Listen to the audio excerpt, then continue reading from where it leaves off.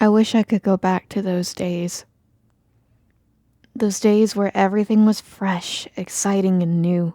Those days where my childlike wonder made things seem even more fantastical and cool than they may have actually been. I remember being around 5 years old or so, with my new to me, PlayStation 2. I remember the excitement that I felt even though I had never heard of this or video games in general before. I was gifted my PS2 by a family member, and little did I know that this would change my life forever.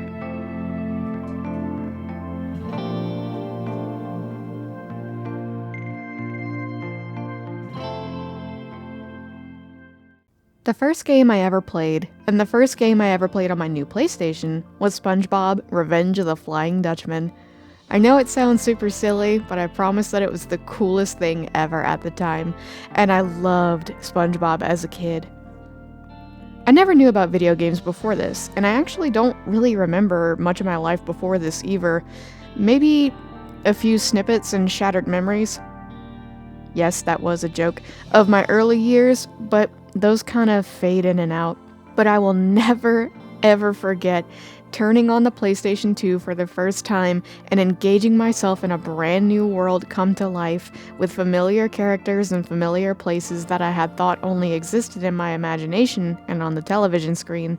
Also, who can forget that horrifying yet hypnotizing PlayStation 2 intro?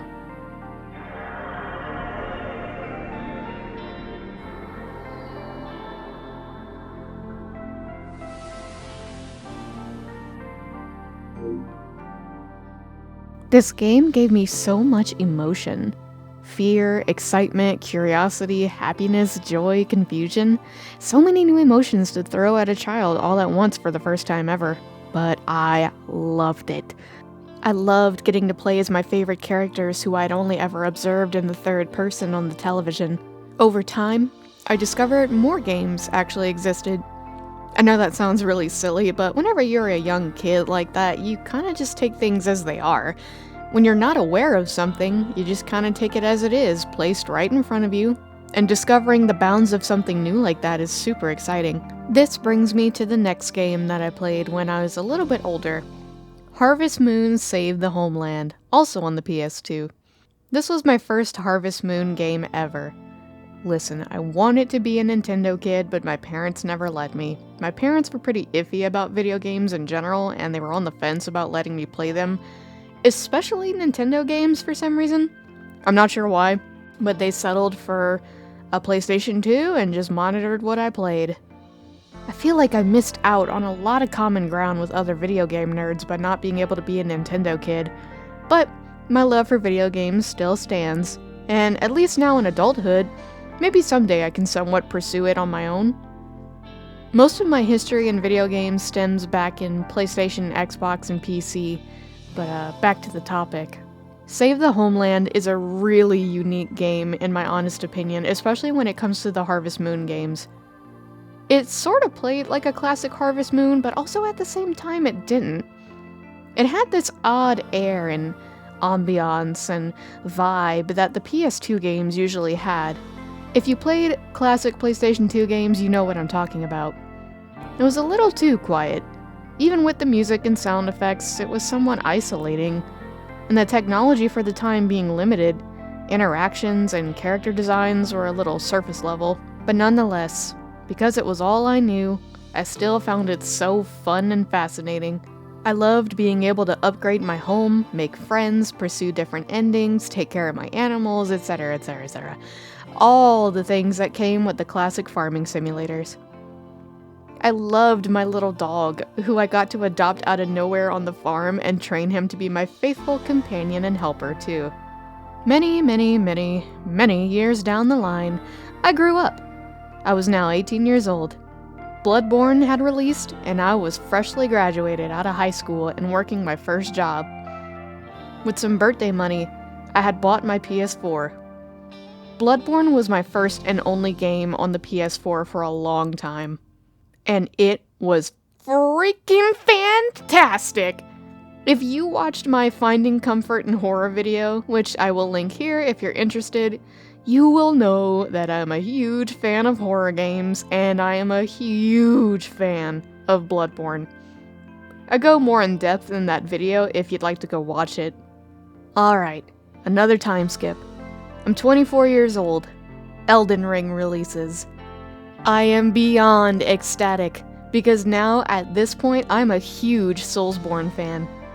I'm in love with FromSoft games, and so excited to see what they bring to the series in this massive, open-world game. I'm so excited to see how they expound upon the universe.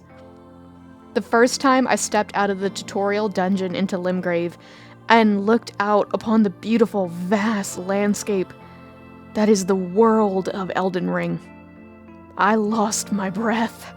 I said, wow. And that's all I needed to say. The ambiance and the feeling of the world hit me all at once again.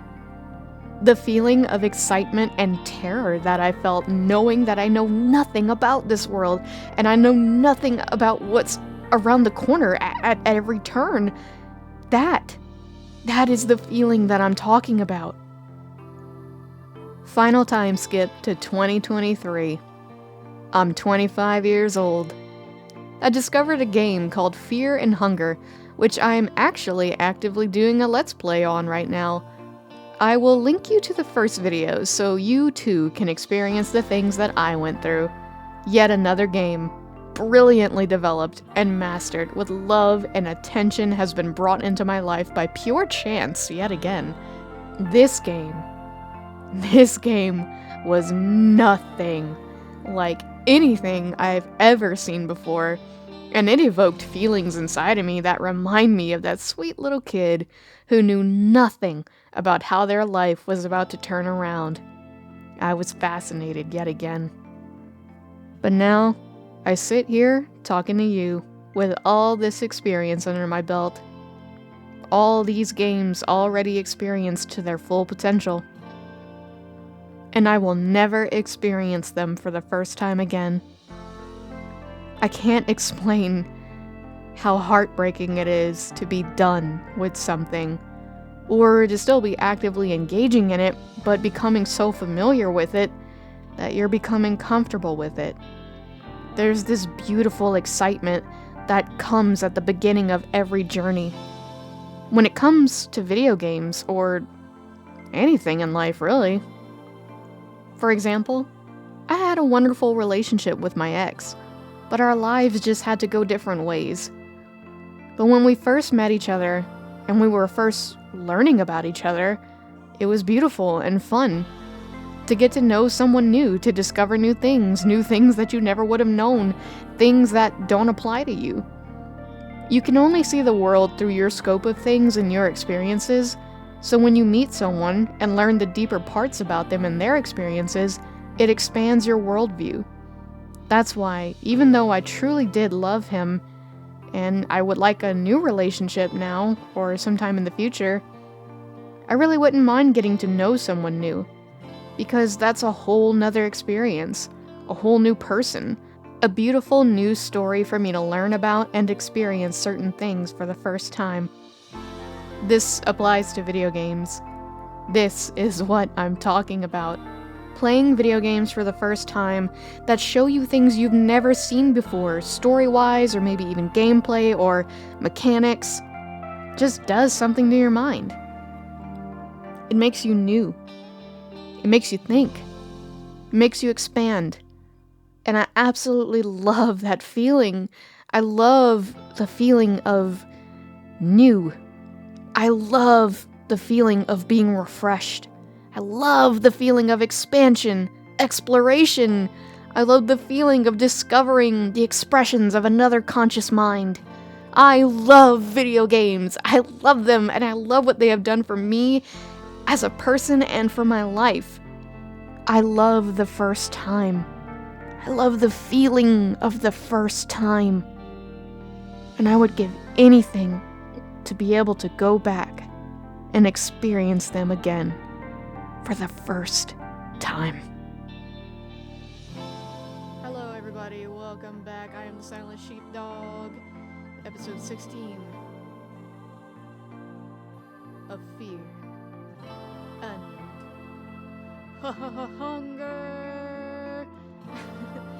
So, I have a couple updates for you guys real quick while I do this. Dose of Darkness, some development updates.